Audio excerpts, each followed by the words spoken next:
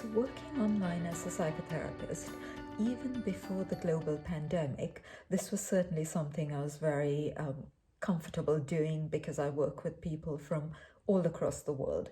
And I can say that it is surprisingly effective and positive in terms of outcome. There's virtually little difference between being in the space and being remote in your own home. And I think part of the reason for that is that people, surprisingly, become quite comfortable and quite intimate in what they're sharing quite quickly because they are in the comfort of their own surroundings, the safety of their own surroundings. There are a few conditions that obviously make a much better connection and a much better rapport, and that's things like a very stable Wi-Fi signal, privacy and space for you to have those 50 minutes of the session in an uninterrupted way, and obviously that you show up for your sessions as you would if you were attending in person to keep the consistency and the commitment of the work going. But aside from that, I've found relatively few problems with it, providing we can see each other's face. That is the optimal condition, obviously, because we're still communicating verbally and non-verbally in those settings.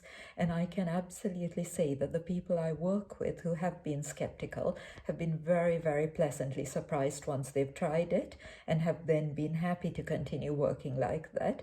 And by and large, people have not been that skeptical about it.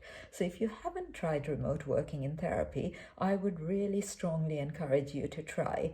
And there is also a school of thought that says, if in these current circumstances, when the only way of seeing a therapist is to do remote working, because that is the safest possible way for all involved, then if you're unwilling to engage in remote working, more keen to wait until you can see a therapist face to face, it does also beg the question about how willing or how ready you are or want to be to start therapy. Because of course, when we are not entirely convinced of something, we are likely to introduce obstacles towards doing the thing that we are avoiding to some degree. So I would strongly urge and encourage anyone who is considering therapy, do try a remote session. You will be pleasantly surprised by how effective it is and how much you gain from it. I speak from a professional point of view and absolutely also from a personal point of view. I hope that is helpful to you.